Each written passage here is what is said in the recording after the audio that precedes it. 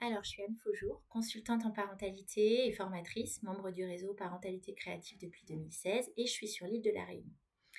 Dans le cadre de la 23e journée de la non-violence éducative à l'initiative de Catherine Dumonteil-Crémer, aujourd'hui je vais vous proposer une capsule vidéo sur le thème Burnout, sortir de la spirale sans se rajouter une pression de plus.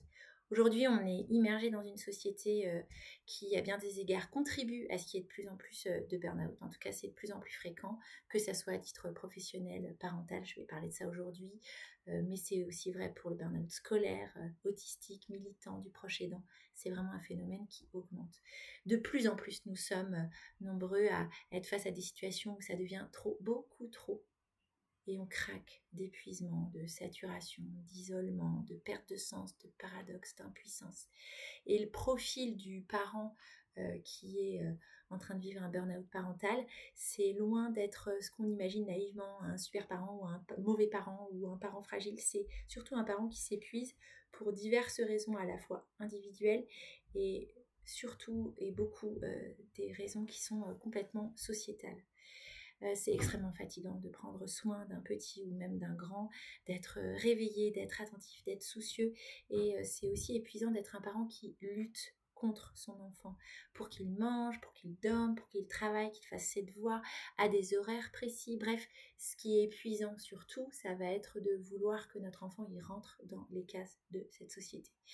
Et je fais la guerre sans vraiment être sûre que c'est vraiment utile. Il y a un conflit intérieur, je me demande est-ce que c'est juste, est-ce que je le blesse. Et quand je commence à remettre en question un peu ce moule et ces normes, je me retrouve à nouveau confrontée à quelque chose qui est épuisant, c'est que je suis face à ce que je n'ai pas vécu moi-même quand j'étais enfant. Et je me retrouve à lutter contre ma mémoire traumatique. Et je peux glisser dans quelque chose qui est de l'ordre de l'hypervigilance. Et du coup, ça aussi, c'est complètement épuisant. Si je l'identifie, je peux travailler dessus et être beaucoup moins fatiguée. Et avoir un rôle de parent qui va être plus adapté, plus logique, moins inconfortable et beaucoup moins épuisant. Aujourd'hui, moi, je vous propose, alors que c'est un très grand sujet, voilà, de regarder vraiment 4 outils. Le premier, ça va être le repérage. Essayer d'évaluer où je me situe sur une échelle de l'épuisement et de la fatigue et de la saturation. Alors, l'idée, c'est un peu comme si on était face à un tableau de bord dans une voiture et chaque repérage que je vous propose, ça va correspondre à un clignotant. Est-ce que chez moi, ça clignote vert, orange, rouge, comme vous le sentez. L'idée, c'est vraiment de regarder ça avec attention, où que vous soyez dans ce processus-là. Premier voyant, premier repérage, ça va être l'épuisement. L'épuisement après un repos, est-ce qu'il est toujours présent? Est-ce que chaque matin, depuis très longtemps, je me réveille en me disant mais comment je vais tenir cette journée? Le deuxième point, c'est la saturation, le trop-plein du rôle parental. C'est vraiment le fait d'avoir un seuil de tolérance hyper bas et de réagir à tout, d'avoir des fois envie de fuir, des pensées suicidaires. Le troisième point, ça va être d'avoir une distanciation avec nos enfants. L'idée, c'est qu'on va commencer à se couper d'abord de soi et puis des enfants et de tout le monde. On a du mal à prendre soin, on a du mal à être autre chose qu'une sorte de personnes en mode robot pilote automatique. Et puis, il y a un quatrième critère qui consiste à essayer d'évaluer à quel niveau est le contraste que j'ai entre le parent que j'estime, que je juge être aujourd'hui, et celui que j'ai été ou que j'aimerais être. Voilà, cette espèce de contraste, il est aussi un moyen de repérage. Ça, c'est vraiment les 4 points qui sont officiellement aujourd'hui là pour définir le burn-out parental, mais je pense que cette définition, elle est vraiment amenée à évoluer parce qu'on est sur un concept qui est quand même très récent scientifiquement. Je pense que ce qu'il y a aussi comme critère de repérage, c'est depuis combien de temps, parce que c'est vraiment un processus qui est long, qui met du temps à se mettre en place. Il y a une forme d'accumulation de sollicitations. Ensuite, un autre point peut-être de repérage, ça va être ce que les proches vont nous faire comme retour. Parce que souvent, c'est eux qui vont s'en rendre compte en premier. Pas toujours. Des fois, c'est vraiment quelque chose qui ne se voit pas de nos proches. Mais si c'est le cas, peut-être entendre les remarques qui pourtant ne sont pas toujours habilement données. Hein. Des fois, ça va être donné sous forme de jugement et pas simplement de oh, je me sens inquiète parce que j'ai l'impression que là, il y a quelque chose qui... c'est pas normal ou c'est pas bon, t'as pas l'air bien. Enfin, des fois, ça va être beaucoup plus frontal. Repérez aussi les signes physiques que vous pouvez avoir, qu'il s'agisse d'un dos bloqué, d'un problème d'insomnie, de douleur. En fait, souvent notre corps quand il vit des stress, chroniques, il va le manifester. Donc, peut-être que vous pourriez regarder ça comme on regarde un baromètre, en se disant: «Tiens, là, il y a peut-être des signaux». Et enfin, un dernier signal, une dernière jauge à regarder, à quel niveau d'hypervigilance je suis. Souvent, c'est lié au fait qu'être parent, ça nous fait remonter beaucoup de vécus potentiellement traumatiques et que ça nous pompe énormément d'énergie de continuer à être opérationnel dans ce contexte-là. Donc, essayez de regarder si vous remarquez que en fait, ça ne baisse pas. Vous êtes tout le temps aux aguets et ça ne diminue pas. Voilà, je passe au deuxième outil aujourd'hui. On va passer à cette idée de résister à cette petite voix culpabilisante. Alors, j'entends par là qu'on a tous une petite voix là qui est là en train de critiquer, de nous dire: «Ah, c'est pas bien, ah, t'es pas assez, ah, c'est trop, ah, c'est mal fait, c'est mal organisé». Enfin, alors déjà, quand on devient parent, on est littéralement mis sous surveillance par l'ensemble de la société, qu'il s'agisse des proches ou bien de tous les gens qu'on croise n'importe où. Là, en fait, il faut remarquer que cette petite voix intérieure, c'est pas forcément une espèce de voix de notre conscience interne. C'est aussi beaucoup, beaucoup les normes et la société entière qui vient à travers tout ce qu'on a entendu, tout ce qu'on a compris, tout ce qu'on a compris de manière des fois complètement implicite de ce que devait être un parent, de ce que devait être une femme, un homme dans cette société. Donc, j'ai envie de resituer. La société actuelle, elle est vraiment centrée sur le profit, entre autres, et beaucoup plus là-dessus en tout cas que sur le bien-être des vivants et en particulier des petits ou des ados. Enfin, cela nous pousse en général à avancer, courir, et elle peut nous pousser. Enfin, la société actuelle, elle produit littéralement du burn-out. Et beaucoup d'attentes sociétales n'ont aucun sens et nous font passer à côté de nos vies parfois à côté de nos relations avec nos enfants. Beaucoup d'attentes sociétales sont complètement en contradiction les unes avec les autres et nous font vivre des injonctions complètement paradoxales. Tu dois bosser à fond, avoir une carrière incroyable et tu dois à fond être avec tes enfants. Voilà, il y a des choses qui sont littéralement inatteignables. Donc, ce que je vous propose, quand vous entendez cette petite voix, ça va pas être d'essayer de négocier avec elle, ça va pas être de lutter contre elle, ça va être peut-être déjà de se rappeler d'où elle vient, de tout ce bagage-là sociétal, et ça va être aussi de se demander et si j'avais fait autrement, est-ce que tu aurais eu encore quelque chose à redire? Alors, il y a des fois, non, et ça va être juste très intéressant d'écouter et de réorienter sur des choix de vie, des choses. Puis il y a des fois, en fait, où elle aurait tout à fait l'inspiration de continuer à nous critiquer. Alors là, c'est quand même un bon indice qu'il s'agit de quelque chose de l'ordre des attentes sociétales complètement irréalistes et inatteignables. Donc, plutôt, dans ce cas-là, continuer à expérimenter sa vie de parent avec toute la dose d'imperfection et tout le réalisme de cette vraie vie, et de se dire qu'on va être à côté sans chercher à la bâillonner ou à la faire taire parce que ça marche pas. En fait, c'est beaucoup trop puissant. Et puis peut-être un petit bonus, essayer aussi de se dire que toutes les fois où je vais sortir même un tout petit peu des normes et des conditionnements qui m'enferment, déjà ça va me faire un tout petit peu de bien. Et c'est déjà ça, de prix. Et puis, il y a des fois aussi où ça va être potentiellement une source d'inspiration pour des parents qui vont remarquer qu'on peut être parent différemment, autrement que ce moule que la société nous impose. Même s'il y a plusieurs moules, hein, de toujours se rendre compte que ça fait du bien de voir qu'on peut faire chacun à notre façon. Je passe au troisième outil pour sortir de la spirale. Il s'agit de faire des demandes, de demander de l'aide. Ok, ça paraît tout simple. Sauf que quand on est épuisé au bout du rouleau, des fois demander, c'est juste vertigineux. Donc là, j'ai envie qu'on regarde un petit peu déjà à qui on peut demander et quoi et comment est-ce qu'on peut demander.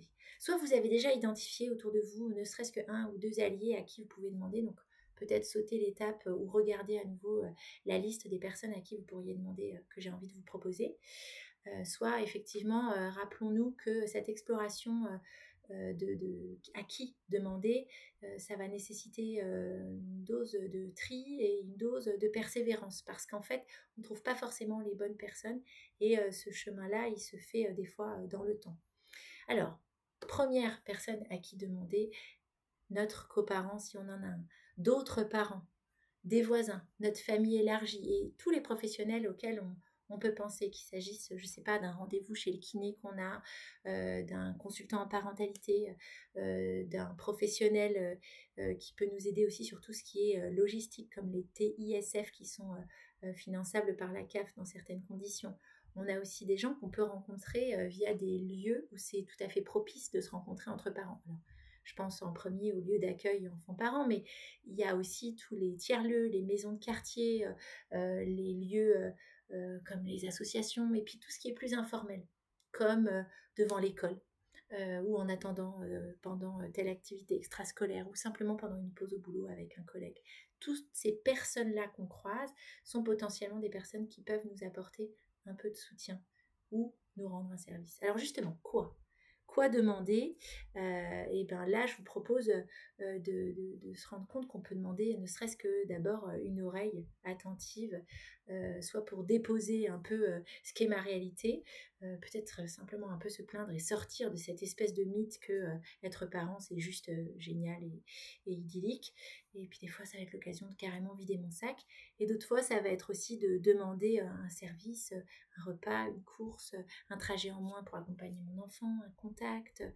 Des fois quelqu'un va nous dire mais tu sais qu'il existe le principe d'avoir recours au répit parental qui est financé par la CAF, ou d'avoir recours au relais parental qui sont des lieux où on peut déposer nos enfants. Regardez si ça existe dans votre région. Puis il y a aussi tout ce qui est soutien virtuel avec les groupes Facebook comme le groupe SOS Parentalité, et puis des fois de manière très locale, un groupe WhatsApp avec les mamans de votre ville qui font des balades en poussette. Voilà, donc toutes ces personnes, c'est des personnes à qui on peut demander, et des fois ça va demander un peu du courage.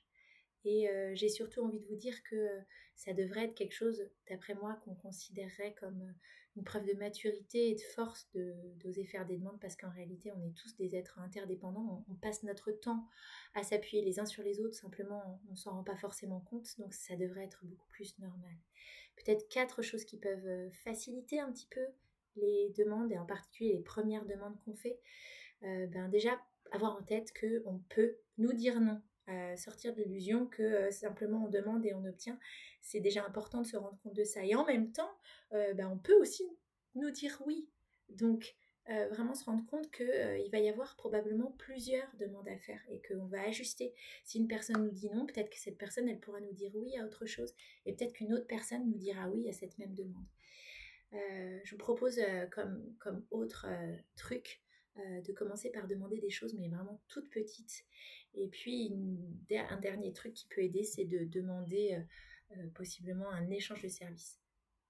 Ça va nous alléger du poids de redevabilité. En gros, je pense par exemple à faire des trocs de repas. Je fais 2 plats de lasagne, et l'autre fois, c'est ma copine qui va me proposer un grand plat que je vais pouvoir aussi avoir et m'alléger sur un repas. 4e outil pour aujourd'hui, il s'agit d'aller à l'essentiel. Sortir de cette espèce de longue liste de règles qui est complètement épuisante, et sortir aussi possiblement de cette idée que de lâcher toutes les règles et d'être dans du laxisme. Les 2 cas sont complètement épuisants. Donc, aller à l'essentiel, ça consisterait à lister ce qui me paraît vraiment, vraiment important comme règle non négociable dans mon contexte familial en ce moment, de le remettre dans le contexte d'épuisement, et de garder par exemple 3, 4 ou 5 règles, ça suffit. Et d'avoir du coup plus de clarté, et d'avoir un niveau de sécurité et de légèreté qui est beaucoup plus grand dans la maison grâce à ça. Il y aura d'autres noms qui seront de l'ordre des limites, tout ce qui va être négociable et adapté en fonction du contexte, des horaires, de ce que j'ai comme ressources à cet horaire-là. Et on en ressort tous gagnants. Une autre possibilité d'aller à l'essentiel, ça va être d'identifier toutes les situations que j'appelle glissantes, repérer ce qui nous fait péter un câble, ce qui nous rend négligents, et savoir qu'on peut le travailler, se rappeler qu'on peut revenir dessus et apprendre à faire autrement.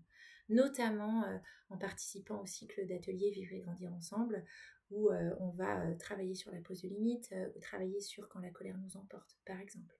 Des fois, ça va être complémentaire et très pertinent aussi de travailler nos triggers, ce qui nous réactive en thérapie. Et tout ça, ça va nous libérer d'une certaine, même d'une énergie, je dirais, considérable, qui est potentiellement pompée par notre vécu traumatique. Pour conclure, j'ai envie de vous dire que le chemin du burn-out, c'est vraiment sous forme de processus plutôt long à s'installer. Et le moment de recharge, ça va être aussi possiblement un chemin qui est long et pas du tout linéaire. Et on a vraiment besoin de le parsemer de lieux de ravitaillement. Et tout est bon à prendre, qu'il s'agisse de mini ou de gros moments qui nous font du bien. J'ai juste envie de vous lister quelques exemples. Une micro-sieste, je prends. Un moment où je vais décharger avec un ami, je prends. Un moment où j'écris dans mon journal ce qui se passe pour moi. Une méditation, un dessin, un chant, une façon de s'exprimer artistiquement, une soirée copine, aller dans un lieu qui me fait du bien, participer à un groupe de parents, tout est bon à prendre. Il y aurait encore plein d'autres pistes à donner pour se ressourcer et aussi beaucoup d'autres points à aborder sur le burn-out. Je vais m'arrêter là pour aujourd'hui. Je vous remercie beaucoup de votre attention.